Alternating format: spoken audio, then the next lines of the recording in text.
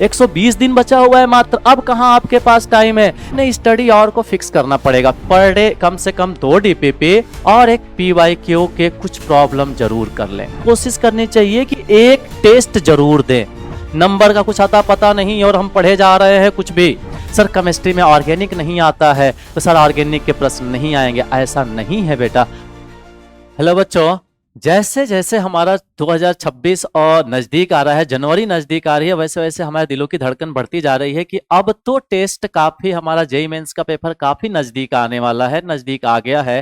देखो एक बात तो सच्चाई हम सब जानते हैं कि जो पहला अटेम्प्ट है वो जनवरी 2026 में ही होना है।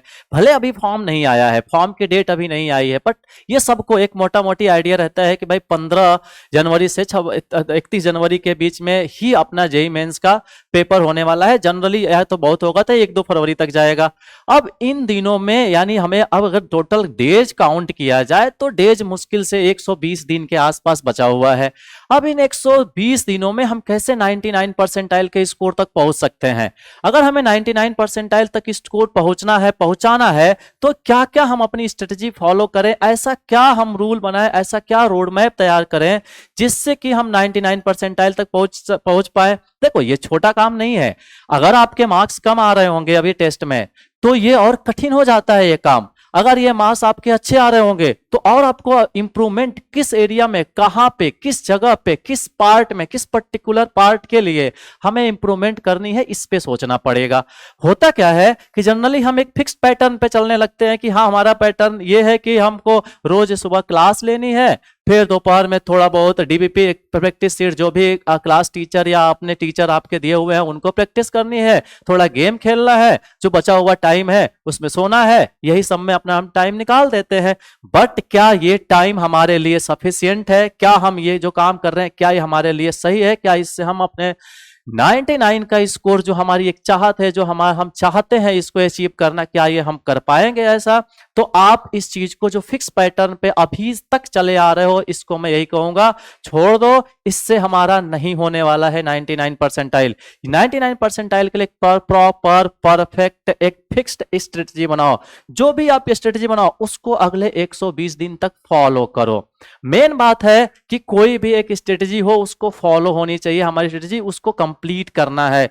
अब इसमें हम क्या क्या कर सकते हैं 120 दिन में, ऐसा कौन कौन सा काम कर सकते हैं जिससे कि हम 99 परसेंटाइल के स्कोर को टच कर पाए? देखो ऐसा नहीं है कि हो नहीं सकता है। बहुत बच्चे जो 15% 20% एक अटेम्प्ट में लिए हैं और अगले 3 महीना मेहनत करके फिर से वो आपका 99 परसेंटाइल तक पहुंचे हैं। पर वही है, उसके लिए आपका दिमाग, दिल, पूरे उत्साह सब कुछ हाई रखना होगा, अपने को पूरी तरह से तैयार रखना होगा, अपने दिमाग को हमेशा बोलना होगा हाँ हम 99 परसेंटाइल का स्कोर टच कर सकते हैं, हाँ हम 99 परसेंटाइल पा सकते हैं, और उसके अकॉर्डिंग प्लान बनाकर उसके अकॉर्डिंग हमें फॉलो करना है, उस प्लान के तहत चलना है और तब 99 परसेंटाइल अपना स्कोर हम पा सकते हैं। जैसे कि अगर हम बात करें कि क्या क्या हम इसमें हम फॉलो कर सकते हैं, मैं आपकी अगर कुछ मदद कर सकूं, मेरा नाम सुनील यादव है। जैसा कि अगर हम आपको कुछ आपके इस स्ट्रेटजी बनाने में कुछ मदद कर सके, आपके लिए हमारे लिए बड़ा हेल्पफुल होगा और आपके लिए बहुत ही अच्छा रहेगा। जैसे कि मैंने कुछ पॉइंट्स लिख रखे हैं कि क्या क्या हम करना चाहे, क्या क्या हमें करना चाहिए। जैसा कि मैं अपने पिछले 10-12 साल का एक्सपीरियंस के हिसाब से आपको बताऊं जिनमें बच्चों ने ये लाए हैं ये फॉलो करके, उसकी अगर हम बात करें तो देखो अपने स्टडी आवर को फिक्स करना पड़ेगा। फिक्स इन द सेंस ये नहीं कि हम लोग लगातार पढ़ रहे हो, फिक्स का मतलब हमें पर डे कुछ प्रॉपर घंटे देने पड़ेंगे स्टडी में, वो भी प्रॉपर जो घंटे हो वो हमारे फ्रूटफुल घंटे हो, फ्रूटफुल और हो जिसमें हम अपने पढ़ाई को सिर्फ पढ़ाई की तरह ले रहे हो, बीच में कोई मोबाइल नहीं चला रहे हो, हम बीच में किसी के मैसेज नहीं देख रहे हो, हम बीच में किसी चीज से डिस्ट्रैक्ट नहीं हो रहे हो। मेन चीज है हमारा डिस्ट्रैक्ट ना होना। अगर हम 10 से 12 घंटे की पढ़ाई को अगर हम देखें तो 10 से 12 घंटे पर डे पढ़ाई करते हैं तो लगभग 120 दिनों में लगभग 1200 घंटे के आसपास, हमारा 1200 से लेकर 1400 घंटे के आसपास हमारे पास आ जाएंगे। इन 1200 से 1400 घंटे हमारे लिए बहुत ही कारगर साबित होंगे। यानी पर डे हर सब्जेक्ट को हम चाहे तो 3-3 घंटा दे सकते हैं, मजाक बात नहीं है, 3 घंटे मिनिमम दे सकते हैं और 1 घंटा रिवीजन हर टेस्ट हर सब्जेक्ट को। जैसे कि हम लोग मॉर्निंग में उठे, रिवीजन कर लिए। रिवीजन इसलिए इंपॉर्टेंट है क्योंकि अब बचे हुए हमारे पास 3 से 4 महीना है। इन 4 महीनों में हमें रिवीजन अगर हम ना करें, रिवीजन पे ध्यान ना दें, तो हम फिर पढ़ते जाएंगे, फिर भूलते जाएंगे, क्योंकि पिछले 2 सालों से हमने यही कर रखा है, पिछले 1 सालों से हमने यही कर रखा है। अब हमें थोड़ा सा चीजों को, पैटर्न को अपने बदलना पड़ेगा, एनोनॉमीज को चेंज करना पड़ेगा, ताकि हम आगे चल के अपने चीजों को अचीव, गोल को अचीव कर सकें। तो मॉर्निंग में उठे, हमने 1-2 घंटे, 1 घंटे कोई एक सब्जेक्ट को रिवाइज किया, या 1-1 घंटे तीनों सब्जेक्ट को रिवाइज कर लिया। फिर अगर कोई चीज बची हुई है, मान लो सपोज कि आपका बहुत ज्यादा बचा हुआ है, तो फिर उसकी क्लासेस हमने करा। क्लासेस करने का ऑनलाइन ऑफलाइन बहुत सारे मोड अवेलेबल है, आप क्लासेस करें। आपके सारे चीजें अगर कंप्लीट हो चुकी है, अगर मान लो आपका कोर्स कंप्लीट हो चुका है, सिलेबस कंप्लीट हो चुका है, तो फिर से इनमें हम डीपीपी, जो मेरा डीपीपी और पीवाईक्यू के लिए मैंने यहाँ इवनिंग के लिए टाइम दे रखा है, वो आफ्टरनून में ही कम से कम 2-2 घंटे डीपीपी और डीपीपी पे हम टाइम दे दें। अच्छा, एक और इंपॉर्टेंट बात है, बहुत सारे बच्चे ये पूछते हैं सर क्या हमें रोज तीनों सब्जेक्ट फॉलो करना चाहिए? तो अगर देखो, दो बात है, ये वेरी टू वेरी करेगा स्टूडेंट टू स्टूडेंट। अगर हमारा सारा सिलेबस कंप्लीटेड है तो हम पर डे ऐसा हम प्लान बना सकते हैं कि एक दिन फिजिक्स केमिस्ट्री पढ़ें, एक दिन केमिस्ट्री मैथ पढ़ें, फिर एक दिन हम लोग मैथ फिजिक्स पढ़ें। अगर हमारा सिलेबस अभी कंप्लीटेड नहीं है, अगर हमें खुद से कंप्लीट करना है, इस केस में हमें सोचना पड़ेगा कि भाई तीनों सब्जेक्ट को लेके चलना पड़ेगा, तीनों सब्जेक्ट को, और इनमें भी हमें इंपॉर्टेंट पार्ट को, इंपॉर्टेंट चीजों को लेके चलना पड़ेगा। बट मैं अगर 99 परसेंटाइल की बात कर रहा हूं, तो मैं ऐसा एक्सपेक्ट कर रहा हूं कि मैक्सिमम चीजें हमारी कवर होंगी, कम ही चीज कवर करनी होगी। जो चीज बची हुई है उस पर फोकस करेंगे, यही आफ्टरनून, ये जो हमारा क्लास का टाइम है आफ्टरनून पे, उस पर फोकस करेंगे, जो चीज हमारी बची हुई है। मान लो कि अपने पास मोस्टली क्या होता है, लास्ट के कुछ दिनों में कुछ बच्चों के जैसे प्रोबेबिलिटी हो गया, वेक्टर 3D हो गया, मैथ्स की बात करो तो, अगर फिजिक्स की बात करो तो सेमीकंडक्टर जैसे चैप्टर्स हो गए, जिन पे कि हम ध्यान नहीं देते हैं, जिन पे लगता है ये तो हम कभी भी कर लेंगे। जैसे मैथ में स्टैटिस्टिक्स की हम बात करें, ये हो गया, यहां से प्रश्न आते ही आते हैं, कि वो जगह है जहां से प्रॉब्लम हर मेंस में देखोगे तो पूछे ही जाते हैं।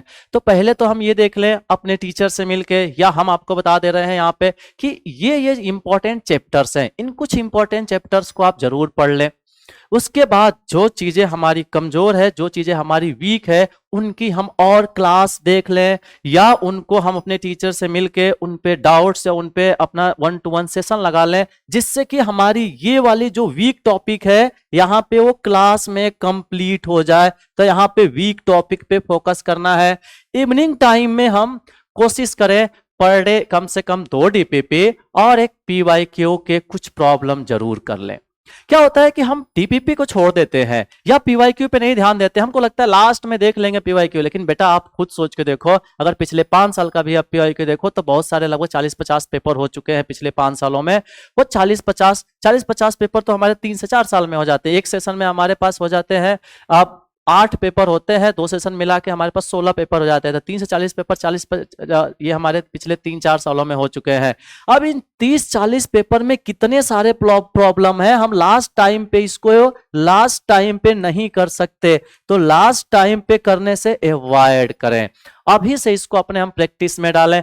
और बच गया अपने पास जब नाइट का समय होगा, आपने दिन में लगभग इस तरह से आपने अगर 3 घंटा 2 घंटा आपने यहाँ पे दे लिया है, 2 से 3 घंटे के लिए यहाँ पे आपने दे लिया है, यहाँ पे 2 से 3 घंटे आपने अगर इसमें दे लिया है, सपोज रिवीजन में 2 to 3 आवर, और यहाँ पे आपने इसमें क्लास में भी अगर लगभग 3 आवर दे लिया है, डीपीपी पीवाई करने में लगभग आपने 2 से 3 आवर दे लिया है यहाँ पे, तो इतनी चीजें आपने दे लिया, तो लगभग आप 7-8 घंटे पढ़ चुके हो, लगभग 9 घंटे आपका हो चुका है। अब फिर रात में आपको कोशिश करनी चाहिए कि एक टेस्ट जरूर दें, अभी से मॉक टेस्ट अपना खुद से देना चालू कर दें। ये मॉक टेस्ट बहुत इंपॉर्टेंट है, और इस मॉक टेस्ट का एरर एनालिसिस भी जरूरी है। ऐसा नहीं कि आप बिना एरर एनालिसिस किए, आप मॉक टेस्ट को बिना एरर एनालिसिस किए और आप आगे बढ़ते जा रहे हो, नंबर का कुछ आता पता नहीं और हम पढ़े जा रहे हैं कुछ भी, ऐसा नहीं होना है, क्योंकि हमें 99 परसेंटाइल का स्कोर टच करना है। तो यहां पे हमें ये एरर एनालिसिस पे भी ध्यान देना है कि कौन से टॉपिक से अभी भी सवाल नहीं बन पा रहे हैं। अच्छा, इस हम आपके दिमाग में आएगा कि सर ये एक टेस्ट दे कहां से, कहां मिलेगा? तो देखो हमारे ऐप पे है, आप हमारे ऐप पे इनफाइनाइट प्रैक्टिस नाम की सीरीज है, इनफाइनाइट प्रैक्टिस नाम का आपका बहुत सारे पेपर्स हैं। एक पेपर आप जेईई मेंस लेवल का सेलेक्ट करो, ऑल टॉपिक सेलेक्ट करो, वहां पे आप एक टेस्ट पेपर, एक टेस्ट दो, 3 घंटे का प्रॉपर टेस्ट दो, क्योंकि प्रैक्टिस बनानी है 3 घंटे बैठने की। फिर उसमें ही आपको ऐप में ही एरर एनालिसिस करके वो दिखा देगा कि भैया आपका यहाँ पे ये टॉपिक आपका वीक है, इस टॉपिक में कम मार्क्स आ रहे हैं, इस टॉपिक पे काम करने की जरूरत है। फिर उनको आप टीचर से मिलो, उस पे काम करो, खुद से काम करो, ट्राई करो उसको और बेहतर बनाने की। अच्छा, और क्या हम कर सकते हैं? देखो क्या क्या चीजें हमें और करना चाहिए। जैसे जो हाई वेटेज चैप्टर्स हैं, जो जिनका वेटेज हमारे पास ज्यादा है, उनको हम जरूर इंपॉर्टेंस दें।